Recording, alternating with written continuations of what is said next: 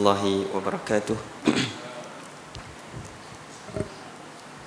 إن الحمد لله نحمده ونستعينه ونستغفره ونعوذ بالله من شرور أنفسنا ومن سيئات أعمالنا. من يهده الله فلا مضل له ومن يضلل فلا هادي له.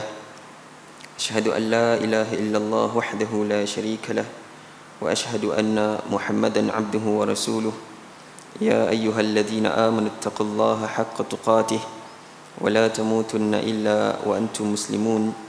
يا أيها الناس اتقوا ربكم الذي خلقكم من نفس واحدة وخلق منها زوجها وبث منهما رجالا كثيرا ونساء واتقوا الله الذي تساءلون به والأرحام إن الله كان عليكم رقيبا. يا أيها الذين آمنوا اتقوا الله وقولوا قولا سديدا يصلح لكم أعمالكم ويغفر لكم ذنوبكم ومن يطع الله ورسوله فقد فاز فوزا عظيما. أما بعد فإن أصدق الحديث كتاب الله وخير الهدي هدي محمد صلى الله عليه وسلم. شر الأمور محدثاتها فإن كل محدثة بدعة وكل بدعة ضلالة وكل ضلالة في النار أو كما قال المصطفى صلى الله عليه وسلم. Alhamdulillah, pertamanya kita panjatkan kesyukuran kita kepada Allah Azza wa Jal di atas kesempatan pada malam yang mulia ini untuk kita berbincang, kita menyambung perbincangan kita berkaitan dengan perjalanan menuju hari akhirat. Dan tuan-tuan mukminin yang dimuliakan oleh Allah Subhanahu wa taala, pertemuan yang lepas kita dah bincang tentang hadis Al-Barra bin Azib radhiyallahu taala anhu, yang mana baginda sallallahu alaihi wasallam bercerita kepada para sahabatnya radhiyallahu anhum ajma'in tentang bagaimana roh orang yang mana beriman kepada Allah Subhanahu wa taala dan roh orang yang mana menderhakai Allah Subhanahu wa taala dan keadaan mereka ketika mana mereka berada di alam barzakh ataupun di alam kubur. Dan tuan-tuan mukminin sekalian, kita juga telah pun bincang pada pertemuan yang lepas tentang hadis Samurah bin Jundub radhiyallahu taala anhu, yang mana baginda sallallahu alaihi wasallam menceritakan tentang mimpi yang telah dilalui oleh Rasul sallallahu alaihi wasallam pada suatu malam, yang mana terdapat beberapa golongan yang akan diazab oleh Allah Subhanahu wa taala ketika mana berada di alam barzakh. Dan tuan-tuan mukminin yang dimuliakan sekalian, mereka yang mana berada di alam barzakh, penghuni-penghuni barzakh, sekiranya mereka itu beriman kepada Allah Azza wa Jal, ketika mana mereka berada di dunia, maka mereka akan mendapat nikmat ila yaumil qiyamah, sehinggalah hari akhirat. Dan begitulah sebaliknya tuan-tuan, mereka yang mana menderhakai Allah, melanggar perintah-perintah Allah Subhanahu wa taala ketika mana mereka berada di atas muka bumi ini, lantas ketika mana mereka berada di alam barzakh, mereka akan diazab oleh Allah Subhanahu wa taala ila yaumil qiyamah, sehinggalah hari akhirat ataupun hari qiyamah. Tuan-tuan mukminin yang dimuliakan oleh Allah Subhanahu wa taala, bila kita sentuh tentang hari qiyamah adalah sir min asrarillah, ataupun daripada rahsia-rahsia Allah Subhanahu wa taala. Tidak ada seorang pun daripada makhluk-makhluk Allah Subhanahu wa taala yang mengetahui bilakah akan berlakunya hari akhirat. Tidak ada seorang pun tuan-tuan, termasuklah baginda sallallahu alaihi wasallam sendiri. Baginda pun tidak mengetahui bilakah berlakunya hari akhirat. Kita baca hadis Jibril alaihi salam, yang mana Jibril datang bertemu dengan baginda sallallahu alaihi wasallam dan bertanya tentang Islam, bertanya tentang iman, ataupun bertanya tentang ihsan. Kemudian mata sa'ah, kata Jibril alaihi salam bertanya kepada baginda sallallahu alaihi wasallam. Lantas kata Nabi sallallahu alaihi wasallam, al mas'ulu anhu bi'a'lama mal mas'ulu anha bi'a'lama minas sa'il. Orang yang bertanya itu lebih mengetahui lagi daripada aku. Maksudnya tuan-tuan, baginda sallallahu alaihi wasallam sendiri pun utusan Allah Subhanahu wa taala, baginda pun tidak mengetahui bilakah berlakunya hari kiamah ataupun bilakah berlakunya hari akhirat. Tiba-tiba hari ini kita datang dan kita menjangkakan hari kiamat berlaku 2012, hari kiamat berlaku 2030, hari kiamat berlaku begitu dan begini. Tuan-tuan, semuanya itu dusta tuan-tuan. Tidak ada seorang ataupun satu makhluk pun yang dikhabarkan oleh Allah Jalla wa'ala kerana pengetahuan tentang berlakunya hari akhirat ataupun hari kiamah ianya di dalam ilmu Allah Subhanahu wa taala. Hatta baginda sallallahu alaihi wasallam sendiri pun, kekasih Allah, utusan Allah, Nabi pun tidak mengetahui bilakah berlakunya hari kiamah. Cuma tuan-tuan, di dalam hadis Rasul sallallahu alaihi wasallam pernah menyebut kepada kita yang mana hari kiamat itu sangat hampir dengan kita. Sehingga kan pernah satu ketika Rasul sallallahu alaihi wasallam disebut bu'istu ana was-sa'ah kahatain, kata baginda sallallahu alaihi wasallam. Lantas baginda menunjukkan dua jarinya, jari telunjuk dan jari tengah dan jari telunjuk. Ana was-sa'ah kahatain, kata Rasul sallallahu alaihi wasallam. Aku dengan hari kiamat ini seperti ini, kata Rasul, merapatkan dua jari ni. Maknanya tuan-tuan, begitu rapat di antara Rasul sallallahu alaihi wasallam dengan as-sa'ah ataupun hari kiamat. Dan para ulama ketika mana mereka mensyarahkan hadis ni, ada di kalangan mereka mengatakan maksud Nabi sallallahu alaihi wasallam menyebut kahatain seperti dua jari ini, iaitu dari jari tengah dan jari telunjuk, maksudnya Rasul sallallahu alaihi wasallam mengatakan bahawa di antara dia dengan hari kiamat itu sangat dekat, sehingga kan tidak ada lagi nabi-nabi selain daripada Nabi sallallahu alaihi wasallam. Dan Nabi nak tunjuk ataupun nak bagi tahu juga kepada kita bahawa Rasul sallallahu alaihi wasallam itu merupakan Rasul yang terakhir. Rasul yang terakhir. Kerana apa? Kerana dia dengan hari akhirat itu sangat dekat. Tuan-tuan, kalaulah Nabi sallallahu alaihi wasallam dibagi tahu kepada kita yang mana dia dengan hari akhirat itu sangat dekat, itu pada zaman dia tuan-tuan. Lebih-lebih lagi pada zaman sekarang, akhir zaman, kita dengan hari kiamat lebih-lebih lagi dekat. Lebih-lebih lagi dekat. Dan bilakah berlakunya hari kiamah? Berlakunya hari kiamah ketika mana malaikat Israfil meniup sangkakala dia yang pertama. As-sur dalam Al-Quran, dalam hadis menggunakan perkataan as-sur. As-sur ni sangkakala tuan-tuan. As-sur, pernah seorang Arab Badui datang bertemu dengan Nabi sallallahu alaihi wasallam. Lantas dia bertanya kepada Nabi, "Ya Rasulullah, Mas-sur, apakah yang dimaksudkan dengan as-sur, iaitu sangkakala?" Lantas kata baginda sallallahu alaihi wasallam menjawab pertanyaan seorang Arab Badui tadi. Kata Nabi, "Qarnun yunfakhu fih." Qarnun ni tuan-tuan, apa kita kata? Tanduk. Tanduk yang mana kata Nabi sallallahu alaihi wasallam ditiupkan dengannya. Kita tak pastilah, wallahu a'lam bissawab, bagaimana tanduk yang dimaksudkan oleh Rasul sallallahu alaihi wasallam. Mungkinlah tuan-tuan kalau kita tengok cerita-cerita lama, pahlawan-pahlawan lama yang kat sana dia ada macam tanduk, kemudian tanduk itu digunakan untuk meniup sangkakala, meniup trompet dan sebagainya. Wallahu taala a'lamu bissawab, kita tak pasti adakah begitu ataupun sebaliknya. Akan tapi apabila Arab Badui bertanya kepada Nabi sallallahu alaihi wasallam, "Mas-sur ya Rasulullah, apakah yang dimaksud dengan sangkakala wahai Rasul sallallahu alaihi wasallam?" Lantas kata Nabi sallallahu alaihi wasallam menyebut qarnun, iaitu tanduk, yang mana dengan tanduk itu ditiupnya sangkakala. Ditiupnya sangkakala. Wallahu taala a'lamu bisawab, kita tak tahu. Dan siapakah yang akan meniupnya sangkakala? Yang akan meniupkan sangkakala adalah malaikat yang ditugaskan oleh Allah Subhanahu wa taala yang bernama Israfil. Yang bernama Israfil. Tuan-tuan, ada perbincangan di kalangan para ulama nama Israfil tersebut. Akan tapi kata Qurtubi rahimahullahu taala, kata beliau, sepakat para ulama menyebut bahawa malaikat yang mana ditugaskan oleh Allah Subhanahu wa taala dengan meniup sangkakala adalah Israfil namanya. Israfil. Bahkan Ibn Hajar Al-Asqalani rahimahullahu taala, beliau mengatakan pandangan yang masyhur di kalangan para ulama, nama peniup sangkakala yang ditugaskan oleh Allah Subhanahu wa taala adalah Israfil. Israfil. Bahkan di sana ada beberapa hadis, tapi hadis ini tak berapa kuat tuan-tuan. Antaranya hadis riwayat Ahmad dan Baihaqi, kata Rasul sallallahu alaihi wasallam, "Jibril an yaminihi wa Mikail an yasarihi wa huwa sahibus sur," yakni Israfil. Kata Nabi sallallahu alaihi wasallam, Jibril di sebelahnya, Mikail pula adalah di sebelah kanannya, Mikail pula di sebelah kirinya. Kemudian sahibus sur, peniup sangkakala, kata Nabi sallallahu alaihi wasallam, yakni Israfil. Tapi tuan-tuan, hadis ni tidak boleh jadikan hujah juga. Kenapa? Kerana ia merupakan hadis yang lemah. Di sana ada perbincangan di kalangan a'immatul hadis ataupun para imam-imam ahli hadis.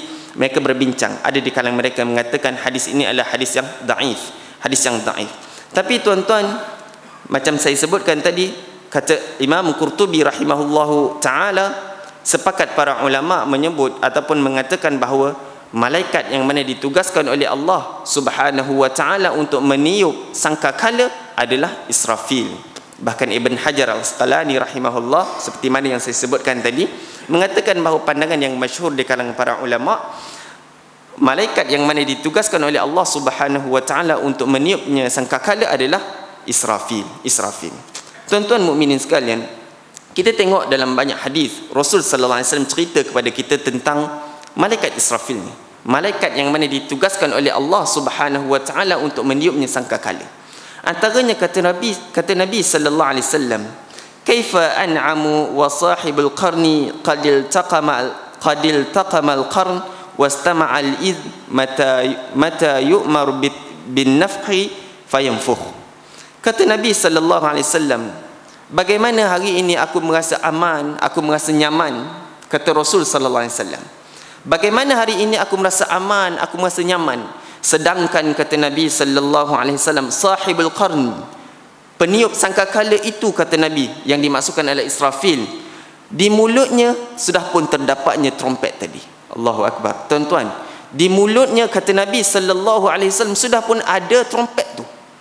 Kemudian wastama'al idzan, dan ketika itu, kata Nabi sallallahu alaihi wasallam, dia sudah pun membuka pendengarannya untuk mendengar keizinan daripada Allah ataupun perintah daripada Allah subhanahu wa ta'ala bilakah akan ditiupnya sangkakala. Tuan-tuan, maksudnya tuan-tuan, hari ini pun malaikat Israfil yang ditugaskan oleh Allah subhanahu wa ta'ala untuk meniupnya sangkakala, di mulutnya pun sudah pun terdapat trompet tadi. Hanya menunggu arahan daripada Allah subhanahu wa ta'ala sahaja.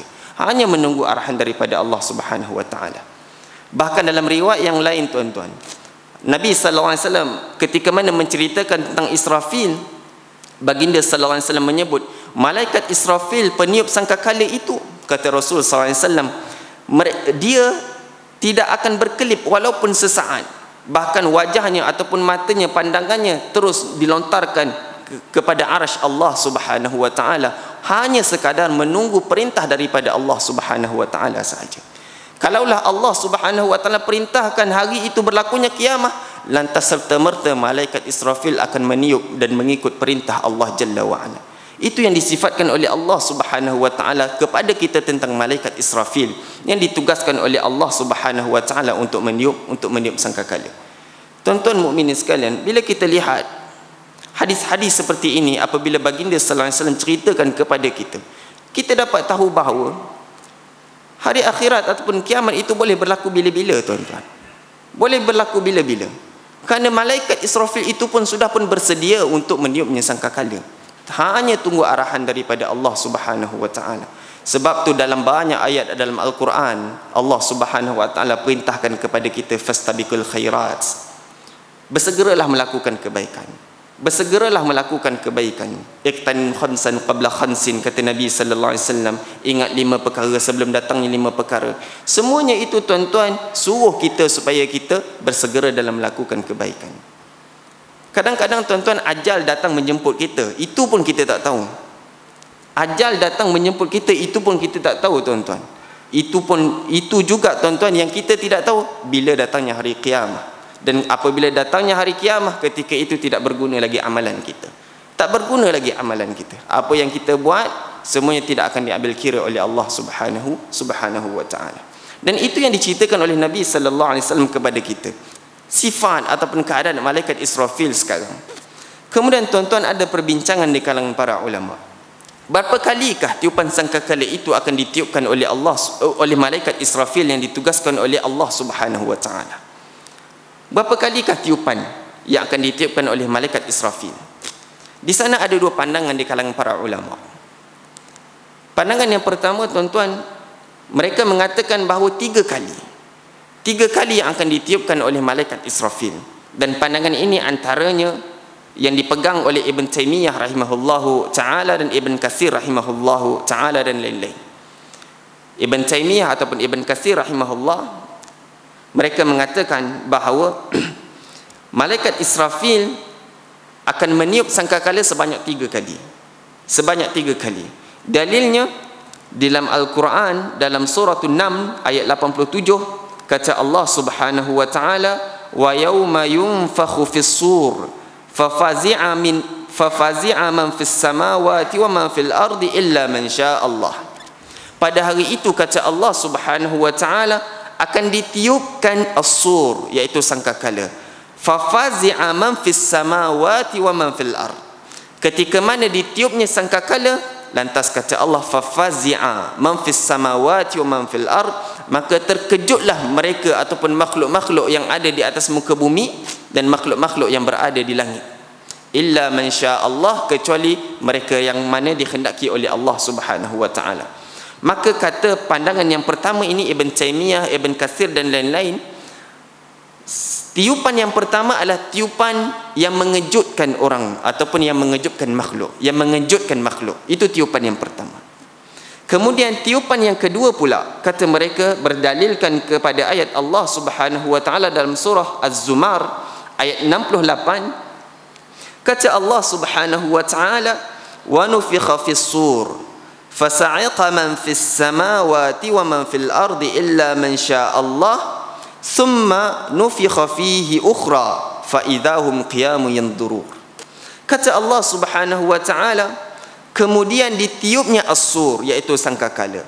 Fasa'iqa man fis samawati wa man fil ard, maka matilah mereka yang mana ada di atas muka bumi dan mereka yang berada di langit.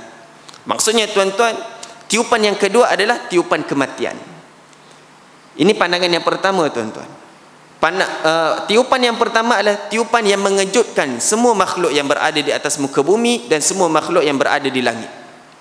Tiupan yang kedua pula adalah tiupan yang mematikan. Tiupan yang mematikan, yang ada di atas muka bumi semua mati, yang berada di langit juga semuanya mati. Kemudian kata Allah Subhanahu wa taala setelah itu, summa nufikha fihi ukhra fa idahum qiyamun yanzurun. Kemudian ditiupnya sekali lagi, fa idahum qiyamun yanzurun, kemudian mereka itu semuanya akan dibangkitkan untuk bertemu dengan Allah Subhanahu wa taala. Lantas tuan-tuan, kata Ibn Taymiyah, Ibn Katsir dan lain-lain, tiupan yang mana yang akan ditiupkan oleh Israfil 3 kali berdasarkan dalil yang kita bacakan tadi. Tiupan yang pertama adalah tiupan al-faza' ataupun tiupan yang mengejutkan. Tiupan yang mengejutkan. Manakala yang kedua adalah tiupan yang mana mematikan, dan tiupan yang ketiga adalah tiupan yang mana semua makhluk Allah Subhanahu wa taala akan dibangkitkan untuk bertemu dengan Allah Subhanahu wa taala. 3 kali tiupan. Bahkan di sana ada satu hadis, tapi hadis ni juga hadis yang tidak kuat tuan-tuan, hadis yang dhaif. Kata Nabi sallallahu alaihi wasallam, yanfukhu fihi 3 nafakhat, yang mana tiupan sangkakala itu akan ditiup sebanyak 3 kali. Akan ditiup sebanyak 3 kali. Dan macam saya sebutkan tadi tuan-tuan, hadis tu tak berapa nak kuat. Hadis tu tak berapa nak kuat. Cuma Ibn Taymiyah dan Ibn Katsir rahimahumullah, mereka bersandarkan kepada ayat Allah Subhanahu wa taala yang kita bacakan tadi. Itu pandangan yang pertama, yang mana mengatakan tiupan sangkakala yang akan ditiup oleh Israfil sebanyak 3 kali. Tapi tuan-tuan, di sana ada lagi pandangan yang kedua, yang mana mengatakan bahawa malaikat Israfil dia akan meniup tiupan hanya sebanyak 2 kali sahaja. Hanya sebanyak 2 kali sahaja. Dan tuan-tuan, pandangan ini yang biasa kita dengar. Pandangan ini yang biasa kita dengar, yang mana malaikat Israfil hanya meniup 2 kali sahaja. Dan antara ulama yang mana memegang pandangan ini antaranya Imam Qurtubi rahimahullahu taala. Imam Qurtubi dan Syekh Saleh Al-Utsaimin pun sama. Dia memegang pandangan yang mana dia kata pandangan itu lebih dekat dengan kebenaran. Yang mana malaikat Israfil dia akan meniup sangkakala hanya sebanyak 2 kali sahaja. Hanya sebanyak 2 kali sahaja. Dan kata beliau ataupun kata pandangan yang kedua ini, tiupan yang pertama adalah tiupan faza', tiupan yang mengejutkan sekaligus mematikan. Tiupan yang pertama adalah tiupan yang mengejutkan semua makhluk yang berada di bumi dan makhluk yang berada di langit dalam masa yang sama sekaligus mematikan mereka semua. Tiupan yang pertama. Manakala tiupan yang kedua tuan-tuan adalah tiupan yang mana membangkitkan semua makhluk Allah Subhanahu wa taala dan akan diiring ke semua mereka itu kepada Allah Jalla wa Ala. Tapi tuan-tuan, tak kiralah kita nak mengambil pandangan yang mana pun. Pandangan yang mana pun. Yang pastinya tuan-tuan, malaikat Israfil tetap akan menjalankan tugasnya yang mana beliau akan meniupkan sangkakala. Yang pentingnya tuan-tuan, kita sebagai makhluk Allah Subhanahu wa taala, kita kena bersedia. Kita kena bersedia. Yang mana saat itu, detik itu tuan-tuan, semuanya akan berlaku. Pasti akan berlaku. Yang mana malaikat Israfil, beliau akan meniup sangkakala yang pertama, yang kedua ataupun yang ketiga. Sebab itulah tuan-tuan, pernah satu ketika seorang lelaki datang bertemu dengan Nabi sallallahu alaihi wasallam. Dia bertanya kepada Nabi tentang as-sa'ah. Mata sa'ah, kata dia. Seorang lelaki datang bertemu dengan Nabi sallallahu alaihi wasallam. Mata sa'ah. Wahai Nabi sallallahu alaihi wasallam, bilakah berlakunya qiyamah? Bilakah berlakunya qiyamah? Lantas kata Rasul sallallahu alaihi wasallam, "Wa madza a'dadta laha?" Nabi Muhammad, dia tidak menjawab persoalan lelaki tadi.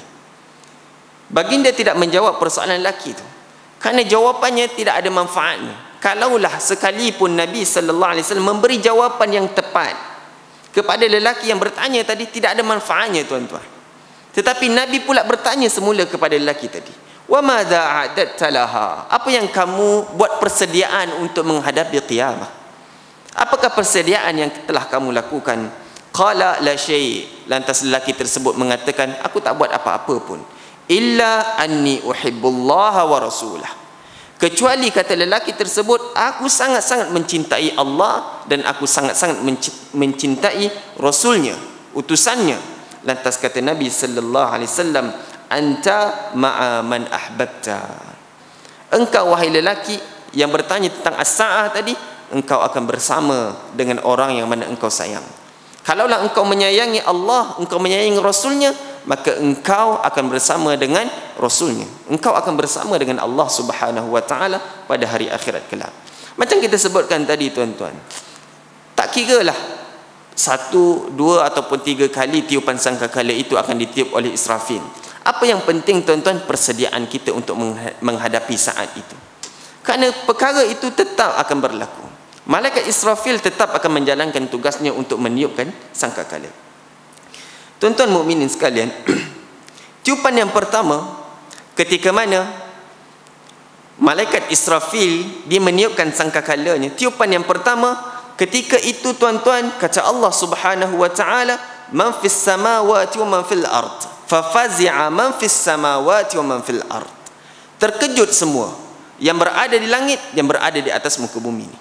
Bahkan dalam ayat yang lain seperti mana yang kita bacakan tadi, fasa'iqa man fis samawati wa man fil ardi. Matilah semua yang berada di bumi dan matilah semua yang berada di langit. Tiupan yang pertama ketika mana malaikat Israfil meniup sangkakala. Bahkan dalam Al-Quran tuan-tuan, Allah Subhanahu wa taala cerita ketika mana berlakunya saat tiupan sangkakala yang pertama, ketika itu bumi akan bergoncang dengan dahsyatnya. Bumi akan bergoncang dengan dahsyatnya, gunung akan menjadi rata, bahkan semuanya menjadi seperti debu yang berterbangan. Bahkan tuan-tuan, kata Nabi sallallahu alaihi wasallam dalam hadis yang sahih, kata baginda, man sarrahu an yanzura ila yaumil qiyamah ka'annahu ra'yu 'ain falyaqra idza asy-syamsu kuwirat wa idza as-samaa'u fatarat wa idza as-samaa'u syaqqat. Kata Nabi SAW memperingatkan kepada para sahabatnya, kalaulah kamu semua betul-betul nak melihat bagaimana keadaan berlakunya hari kiamat, bacalah 3 surah ni. Bacalah 3 surah ni. Dan tuan-tuan, bila kita baca dalam surah ni, benar, kita akan dapati gambaran yang diberikan oleh Allah Subhanahu wa taala bagaimana berlakunya hari kiamat. Surah yang pertama kata Nabi sallallahu alaihi wasallam, falyaqra idza asy-syamsu kuwirat. Surah At-Takwir. Baca tuan-tuan surah At-Takwir. Kemudian kata Nabi sallallahu alaihi wasallam, surah yang kedua surah Al-Infitar. Izas samaa'un fatarat. Izas samaa'un fatarat. Kemudian surah yang ketiga kata Rasul sallallahu alaihi wasallam adalah surah Al-Insyiqaq. Surah Al-Insyiqaq. Izas samaa'un syaqqat. Dan tuan-tuan, bila kita baca 3 surah ni, benar apa yang disabdakan oleh Rasul sallallahu alaihi wasallam. Yang mana ketiga-tiga surah inilah Allah Subhanahu wa taala menceritakan kepada kita kedahsyatan berlakunya hari kiamat. Kedahsyatan berlakunya hari kiamat. Apabila kata Allah Subhanahu wa taala apabila lautan itu digulung, kata Allah, apabila bintang-bintang jatuh berguguran, apabila gunung ganang itu semua menjadi rata, apabila bumi ini menjadi rata seperti mana debu-debu yang berterbangan, semuanya itu tuan-tuan ada diceritakan oleh Allah Subhanahu wa taala sebagai gambaran untuk kita hamba dia, sebagai gambaran untuk kita menginsafi dan untuk kita mentadabbur, menghayati ayat-ayat Allah Subhanahu wa taala. Tuan-tuan mukminin sekalian, setelah mana Allah Subhanahu wa taala mengarahkan kepada malaikat Israfil untuk meniup sangkakala yang pertama, kemudian setelah itu di sana ada beberapa tempoh sebelum Allah Subhanahu wa taala perintahkan pula kepada malaikat Israfil untuk meniup sangkakala yang kedua. Dalam hadis baginda sallallahu alaihi wasallam pernah menyebut ma bainan nafkhatain arba'un, di antara dua tiupan sangkakala tersebut, kata Rasul sallallahu alaihi wasallam, arba'un, 40. Lantas hadis ni tuan-tuan diriwayatkan oleh Abu Hurairah. Hadis ini diriwayatkan oleh Abu Hurairah. Setelah mana Rasul sallallahu alaihi wasallam sebut begitu, ma bainan nafkhatain arba'un, di antara dua tiupan sangkakala itu, kata Nabi sallallahu alaihi wasallam, arba'un, 40. Lantas para sahabat baginda sallallahu alaihi wasallam bertanya kepada Abu Hurairah, wahai Abu Hurairah, adakah 40 tahun? Adakah 40 hari? Adakah 40 minggu? Setiap pertanyaan-pertanyaan yang ditanyakan kepada Abu Hurairah radhiyallahu taala anhu, Abu Hurairah tidak memberi jawapan yang tepat, ataupun tidak memberi apa-apa jawapan pun terhadap pertanyaan yang ditanyakan oleh para sahabat baginda sallallahu alaihi wasallam. Lantas kita tuan-tuan Ahlus Sunnah wal Jamaah, kita yang mengaji ni tuan-tuan, seperti mana para sahabat yang lain, mereka pun mendiamkan diri. Mereka tidak mengetahui sebagaimana, dan mereka mendiamkan dan beriman terhadap apa yang disabdakan oleh Rasul sallallahu alaihi wasallam. Arba'un, 40. 40 apa? Kita pun tak tahu, wallahu taala a'lamu bis-shawab. Maksudnya tuan-tuan, di sana ada tempoh. Di sana ada tempoh. Selepasnya tiupan sangkakala yang pertama, maka tiupan sangkakala yang kedua itu di sananya ada tempoh yang disebutkan oleh Rasul sallallahu alaihi wasallam. Kemudian tuan-tuan, setelah mana Allah Subhanahu wa taala memerintahkan kepada malaikat Israfil supaya meniupkan sangkakala yang pertama, kemudian diberi tempoh arba'un tadi 40. Setelah itu pula Allah Subhanahu wa taala perintahkan pula kepada malaikat Israfil supaya meniupkan sangkakala yang kedua. Dalam Al-Quran, dalam surah Yasin, surah yang biasa kita baca tuan-tuan, Allah Subhanahu wa taala sebut wa nufikha fis-sur fa idahum minal ajdathi ila rabbihim yansilun.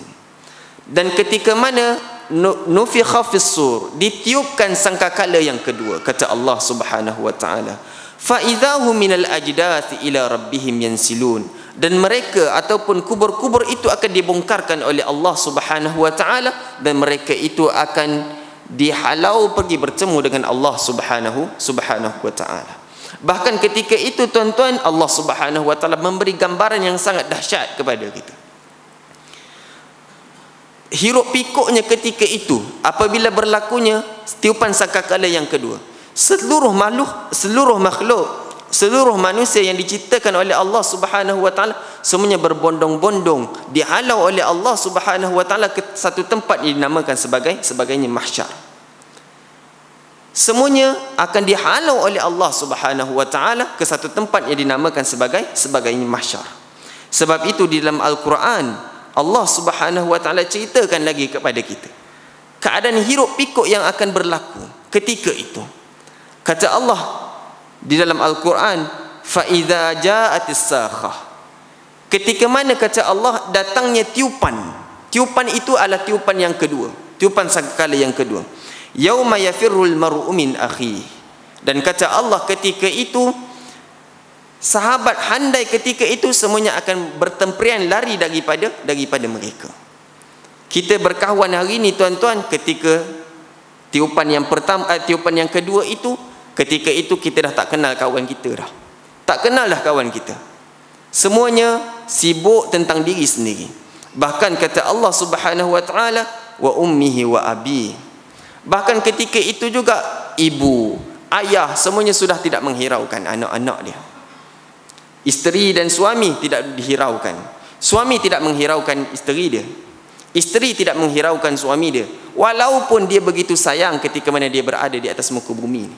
Sayang sangat-sangat tuan-tuan, akan tapi gambaran yang diberikan oleh Allah Subhanahu wa taala ketika mana berlakunya tiupan sangkakala yang kedua, dan ketika itu semua manusia akan dihalau oleh Allah Subhanahu wa taala ke padang mahsyar, ke mahsyar, dan ketika itu suami isteri yang sangat menyayangi ketika mana mereka berada di atas muka bumi, ketika itu mereka tidak akan menghiraukan antara satu dengan yang lain. Semuanya sibuk tentang diri sendiri, sibuk tentang diri sendiri. Bahkan kata Allah Subhanahu wa taala, wa sahibatihi wa bani, sahabat handai juga begitu, anak pinak juga begitu.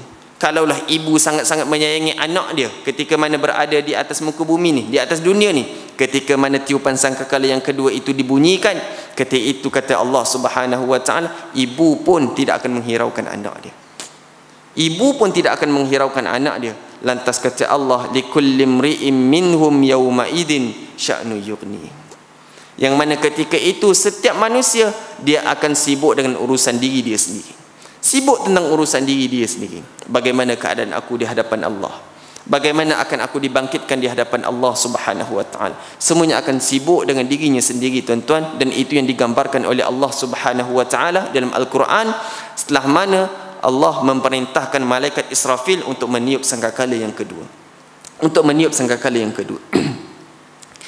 Kemudian tuan-tuan mukminin sekalian, baginda sallallahu alaihi wasallam juga menceritakan kepada kita saat ketika mana semua makhluk Allah Subhanahu wa taala ataupun manusia ini dibangkitkan di hadapan Allah ketika mana tiupan sangkakala yang kedua. Kata Nabi sallallahu alaihi wasallam, "Thumma yanfakhu fihi ukhra, fa idahum qiyamun yanzurun." Lalu ditiupkanlah sangkakala untuk kali berikutnya, iaitu sangkakala yang kedua. Fa idzahum qiyamun yanzurun, kata Nabi sallallahu alaihi wasallam. Mereka akan bangkit daripada kubur-kubur mereka untuk berhadapan dengan Allah Subhanahu wa taala. Thumma yuqal, kemudian dikatakan kepada mereka tersebut, ya ayyuhan nas halumma ila rabbikum, wahai manusia, kembalilah ataupun pergilah kamu semua menuju kepada Rabb kamu. Pergilah kamu semua menuju kepada Rabb kamu. Dan itu yang berlaku tuan-tuan. Dan bahkan dalam hadis yang lain, baginda sallallahu alaihi wasallam ceritakan kepada kita bagaimana keadaan kita ketika mana kita akan dibangkitkan oleh Allah Subhanahu wa taala kelak. Setelah mana Allah memerintahkan Israfil untuk meniup sangkakala yang kedua, bagaimanakah keadaan kita? Dan Nabi sallallahu alaihi wasallam cerita. Kata Rasul sallallahu alaihi wasallam, innakum mahsyurun khufatan uratan ghurla. Kamu semua, kata Nabi sallallahu alaihi wasallam, akan dibangkitkan, akan dikumpulkan kelak di mahsyar dalam keadaan khufatan uratan ghurla, dalam keadaan berkaki ayam, tak ada slipper tuan-tuan, berkaki ayam. Kemudian uratan ghurla, bertelanjang dan tidak berkhitan, bertelanjang dan tidak bersunat. Dan itu yang digambarkan oleh Nabi sallallahu alaihi wasallam kepada kita. Ketika mana tuan-tuan Nabi sallallahu alaihi wasallam cerita keadaan itu kepada para sahabatnya, bahkan ketika itu ada Aisyah radhiyallahu taala anha. Lantas Aisyah terkejut melihat ataupun mendengar gambaran yang diberikan oleh Rasul sallallahu alaihi wasallam. Aisyah terkejut sehingga kan Aisyah bertanya kepada Nabi sallallahu alaihi wasallam, ya Rasulullah, ar-rijal wan nisa yanzuru ba'dhum ila ba'din. Wahai Nabi, wahai Rasul, kalaulah begitu keadaan orang dibangkitkan di hadapan Allah kelak, yang mana tidak berkasut, berkaki ayam, bertelanjang dan tidak berkhitan, ar-rijal wan nisa yanzuru ba'dhum ila ba'din, kalaulah macam itu ya Rasulullah, sudah tentu lelaki dan perempuan dia akan melihat di antara satu dengan yang lain. Tuan-tuan, seolah-olah Aisyah ketika itu dia menggambarkan keadaan itu ketika mana berada di dunia. Benar tuan-tuan, ketika mana kita berada di dunia macam tu keadaan kita. Lelaki dan perempuan, lelaki ini susah untuk menundukkan pandangan dia. Sebab itu dalam Al-Quran Allah perintahkan lelaki untuk menundukkan pandangan dia. Begitu juga dalam Al-Quran juga Allah perintahkan perempuan untuk menundukkan pandangan dia. Untuk menundukkan pandangan dia. Sebab itu memang fitrah manusia, keinginan yang ada dalam diri manusia itu sendiri. Dan begitu yang berlaku ketika mana Allah Subhanahu wa taala bangkitkan seluruh makhluk ataupun semua manusia. Aisyah radhiyallahu taala anha, dia menggambarkan seolah-olah berada di dunia. Sehingga kan dia berkata, ar-rijal wan nisa yanzuru ba'dhum ila ba'din. Kalau macam tu ya Rasulullah, lelaki dan perempuan dia akan melihat di antara satu dengan yang lain, bertelanjang dan sebagainya. Faqal, lantas apa jawapan Nabi sallallahu alaihi wasallam? Kata Nabi, al-amru ashad min ayyuhimmahum dzak. Ketika itu wahai Aisyah, sudah tidak ada masa untuk melihat di antara satu dengan yang lain. Bahkan kata Nabi sallallahu alaihi wasallam, al-amru ashad. Urusan ketika itu sangat-sangat dahsyat sehingga kan mereka tidak ada masa untuk melihat satu dengan yang lain. Semuanya nafsi, nafsi. Bagaimana keadaan aku di hadapan Allah, bagaimana keadaan aku di hadapan Allah subhanahu wa ta'ala. Dan tuan-tuan percaya dan yakinlah perkara itu akan berlaku kepada kita. Perkara ini yang kita bincangkan ini tuan-tuan, ianya akan berlaku kepada kita. Baginda sallallahu alaihi wasallam disebut kepada kita, diceritakan gambaran itu kepada kita. Dan Nabi as-sadiqul masduq, Nabi itu benar perkataannya dan dibenarkan pula perkataannya tuan-tuan. Apa yang keluar daripada mulut Rasul sallallahu alaihi wasallam semuanya adalah wahyu datang daripada Allah Subhanahu wa taala yang menciptakan hari akhirat. Allah Subhanahu wa taala mengkhabarkan kepada baginda sallallahu alaihi wasallam dan Nabi memberi perkhabaran kepada kita tuan-tuan, dan itulah yang akan kita lalui nanti. Inilah yang kita ceritakan, inilah yang akan kita lalui nanti. Yang mana seluruh manusia daripada Adam alaihi salam sampailah manusia yang terakhir yang akan dibangkitkan oleh Allah, yang akan dimatikan oleh Allah Subhanahu wa taala, semuanya akan dihalau oleh Allah Subhanahu wa taala ke satu tempat yang dinamakan sebagai mahsyar. Tuan-tuan mukminin sekalian, dalam hadis selain daripada Nabi SAW cerita keadaan manusia-manusia yang akan dibangkitkan oleh Allah Subhanahu wa taala daripada kuburnya menuju Allah Jalla wa Ala, Nabi SAW cerita juga kepada kita keadaan bagaimana manusia itu akan dihalau oleh Allah Subhanahu wa taala ke mahsyar. Kata Rasul sallallahu alaihi wasallam dalam sepotong hadis, kata Nabi, innakum tuhsyaruna rijalan wa rukbanan wa tujarruna ala wujuhikum. Kata Nabi sallallahu alaihi wasallam, kamu semua ini akan dihimpunkan oleh Allah Subhanahu wa taala di satu tempat yang dinamakan sebagai mahsyar dalam keadaan rukbanan, berkenderaan.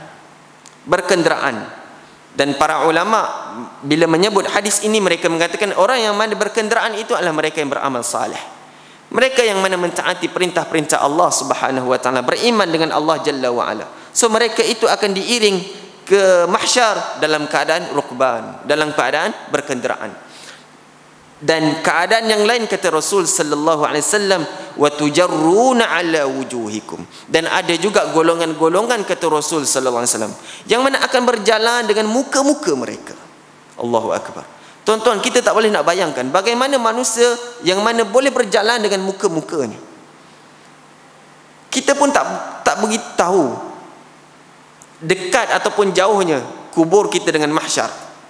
Akan tetapi bagaimana pula keadaan buminya ketika tu, kalaulah ada bumi. Contoh maksud saya, bagaimana lantainya ketika tu, mungkin berduri, mungkin dan sebagainya, macam-macam tuan-tuan. Dan itu yang digambarkan oleh Nabi sallallahu alaihi wasallam, satu golongan yang mana akan berjalan dengan mukanya.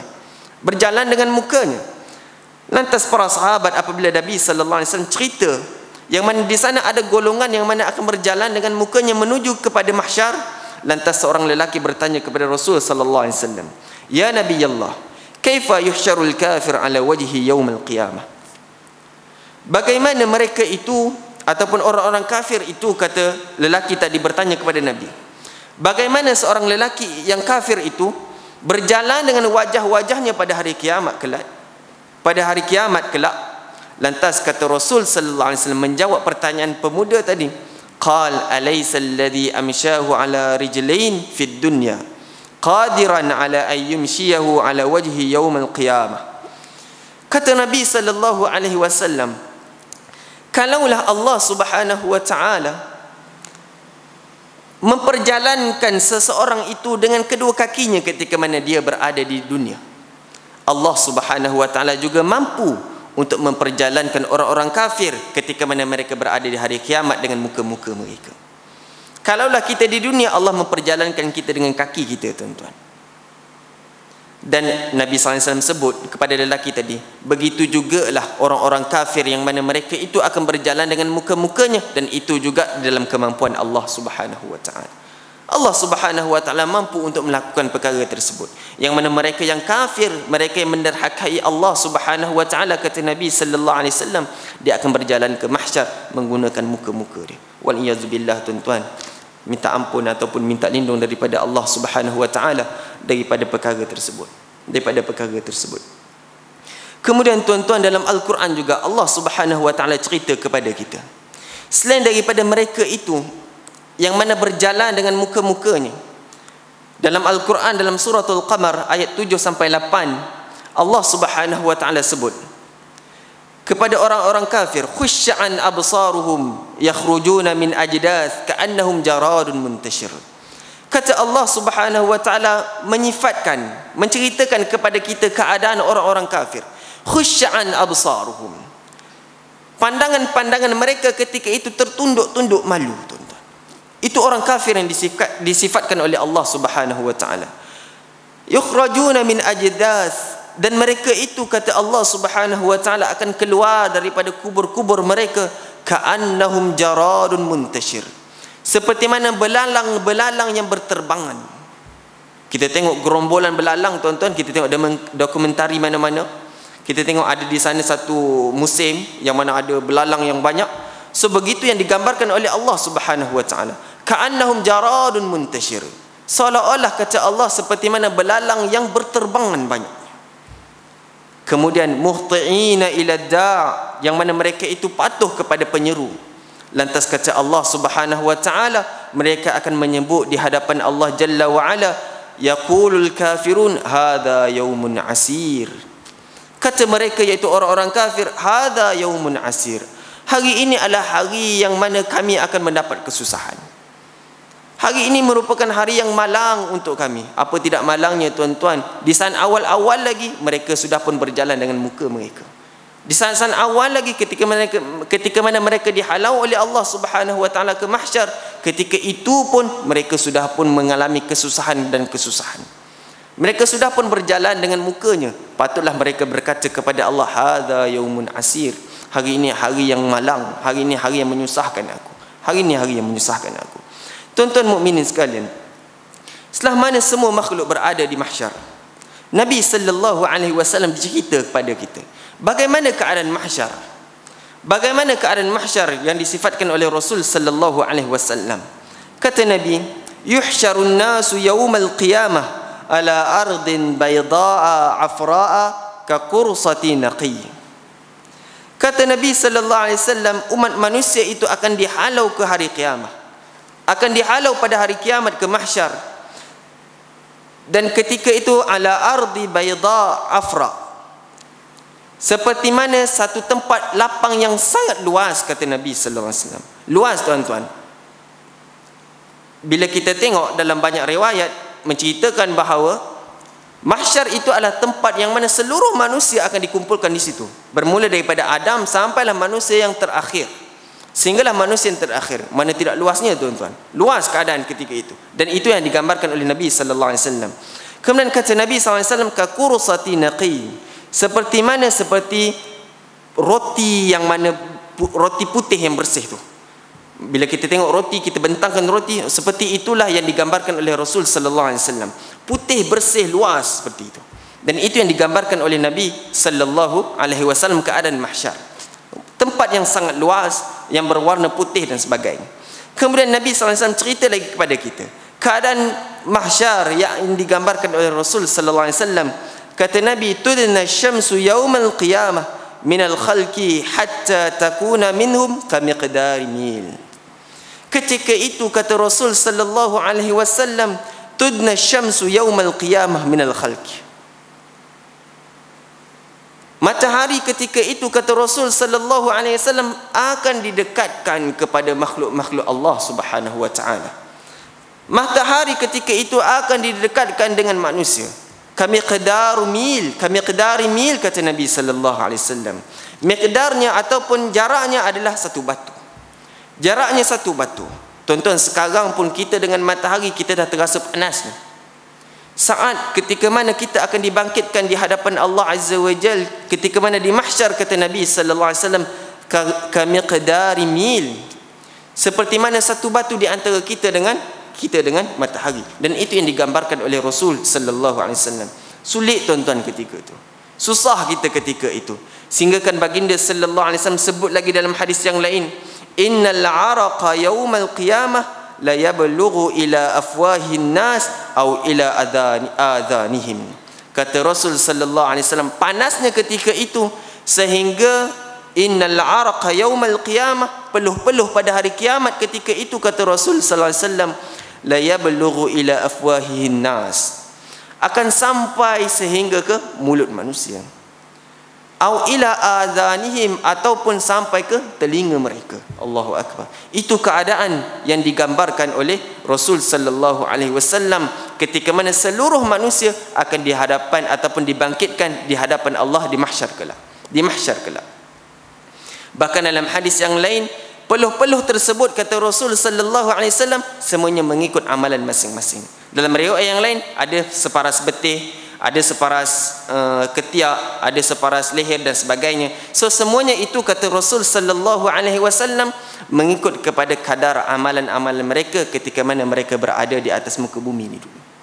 Tuan-tuan, itu keadaan yang disebut oleh Rasul sallallahu alaihi wasallam. Dahsyat tuan-tuan.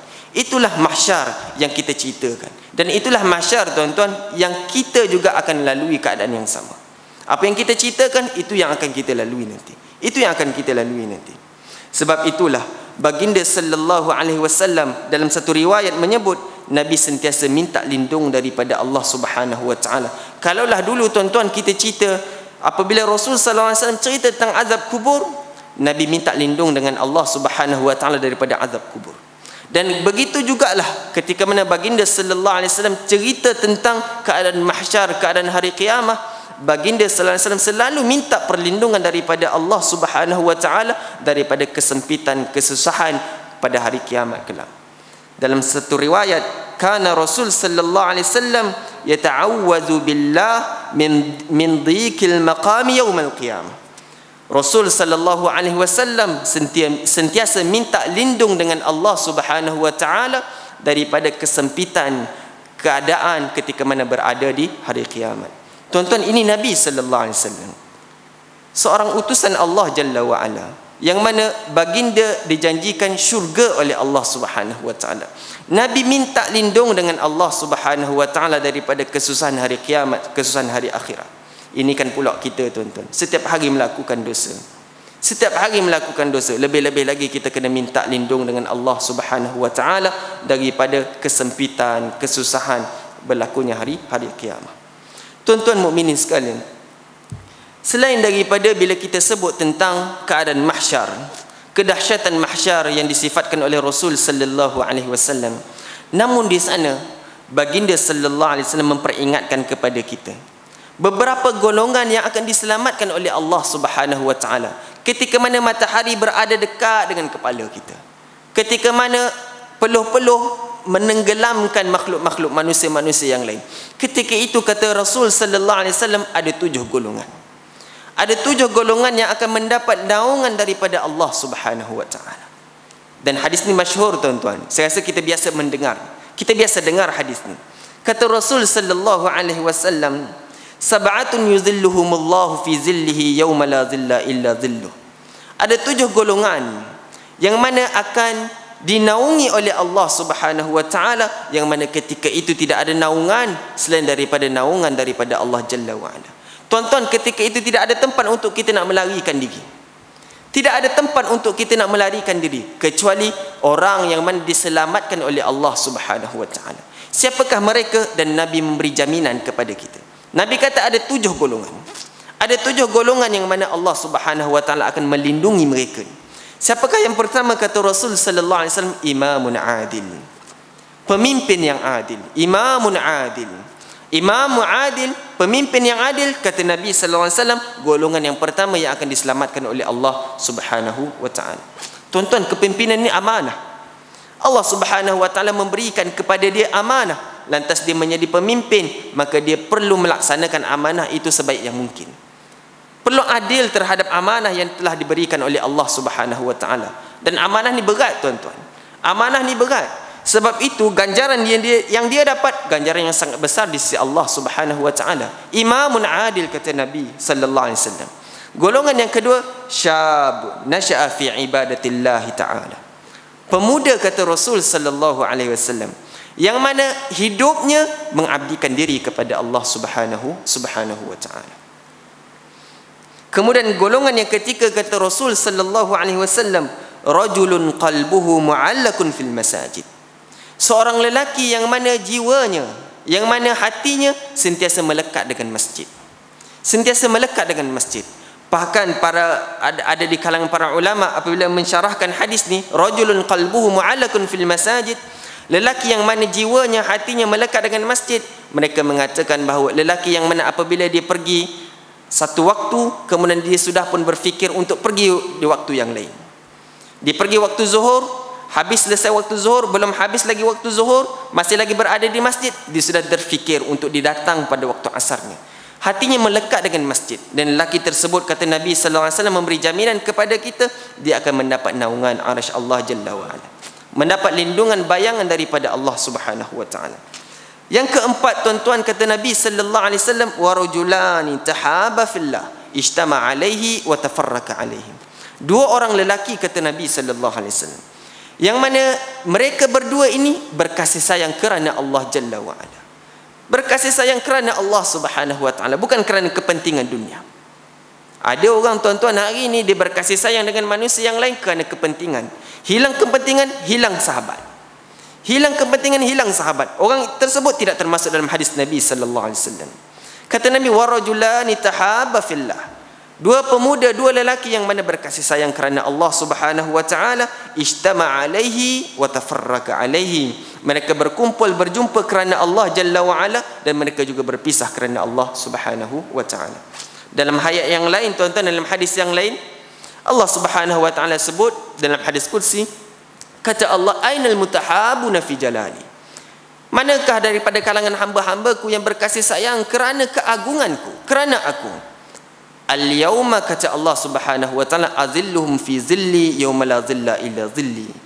Hari ini, kata Allah Subhanahu wa taala, ketika na mahsyar, hari kiamat, kata Allah Subhanahu wa taala, aku akan lindungi dia, yang mana ketika itu tidak ada lindungan selain daripada pertolongan, perlindungan daripada aku. Siapa, tuan-tuan? Mereka yang mana berkasih sayang hanya kerana Allah Subhanahu wa taala.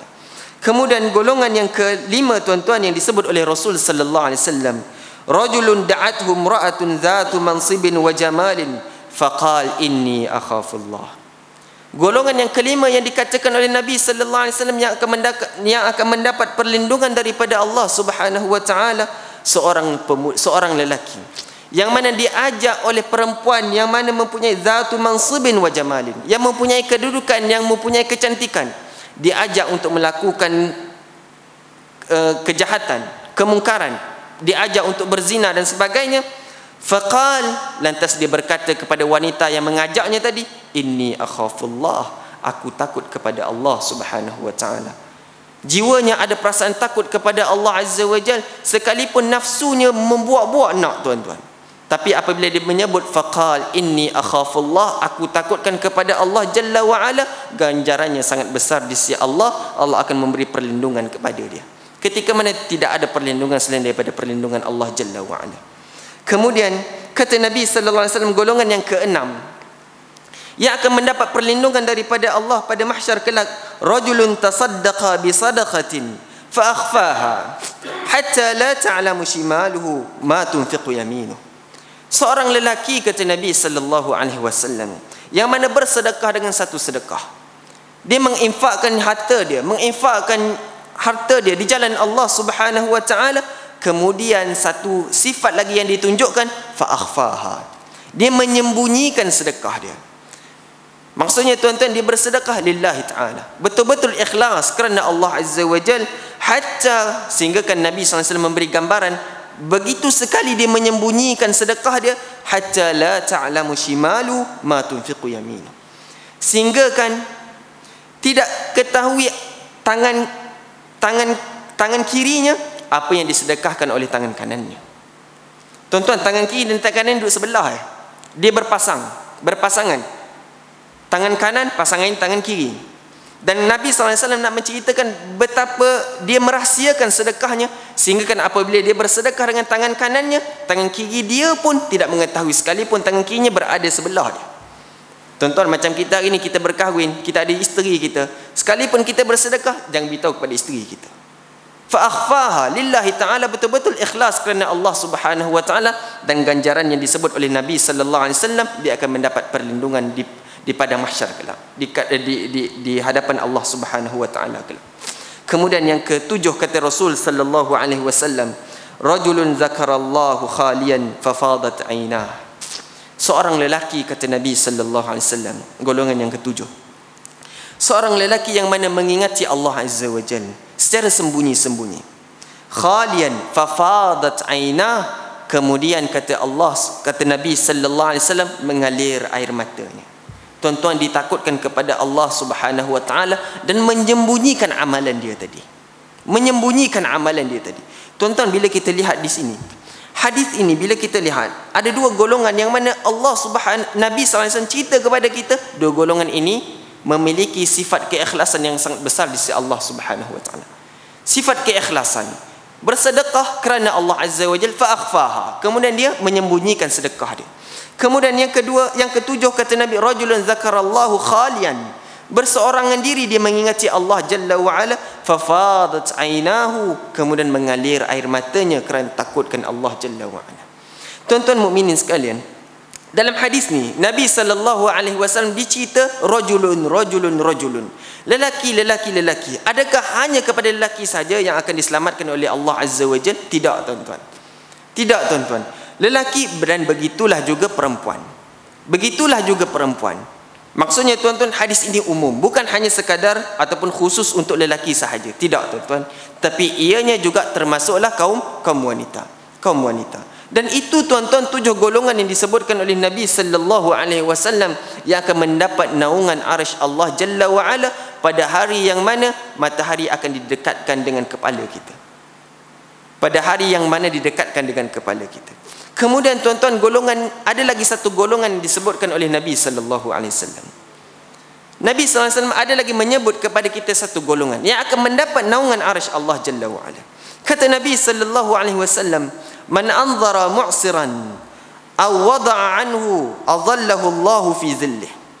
Kata Nabi sallallahu alaihi wasallam, siapa yang mana memudahkan orang yang berhutang, sesiapa yang mana memudahkan orang yang berhutang, ataupun dia menghalalkan orang yang berhutang dengannya, lantas apa ganjarannya? Adhallahu Allahu fi zillihi, Allah Subhanahu wa ta'ala akan melindungi dia dengan lindungannya. Ketika mana matahari berada dekat dengan kepala, ketika itu Allah Subhanahu wa ta'ala akan melindungi golongan ini. Orang yang mana memudahkan orang yang berhutang, ataupun dia melangsaikan hutang orang lain. Tuan-tuan, ke-8 golongan ini adalah orang yang mana istimewa di sisi Allah Subhanahu wa ta'ala. Istimewa, tuan-tuan, sehingga Allah Subhanahu wa ta'ala menyelamatkan mereka daripada kesesakan, kesusahan ketika mana manusia berada di mahsyar.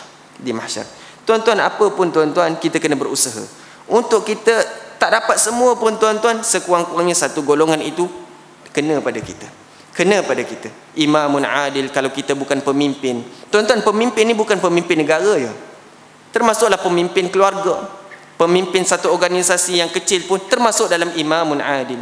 Ataupun kalau tak imamun adil pun, syabun nasya'a fi ibadatillah ta'ala, seorang pemuda. Kalau kita dah tua, tuan-tuan, rajulun qalbuhu mu'allakun fil masajid, lelaki yang mana hatinya terkait dengan ataupun terikat dengan masjid, ataupun rajulani tahaba fillah, berkasih sayang kerana Allah Subhanahu wa ta'ala, ataupun yang lain-lain, tuan-tuan.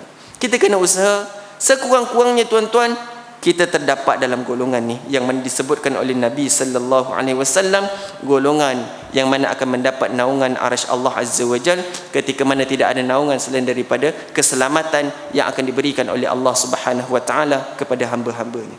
Tuan-tuan mukminin yang dimuliakan oleh Allah Subhanahu wa ta'ala, saya cukup sekadar tu untuk pertemuan kita pada malam ni.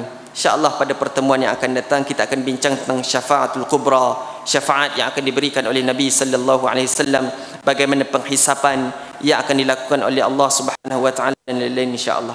Mudah-mudahan tuan-tuan apa yang kita dengar, apa yang kita bincang pada malam ini memberi kebaikan untuk kita dan Allah Subhanahu wa taala terus memberkati kehidupan kita insya-Allah.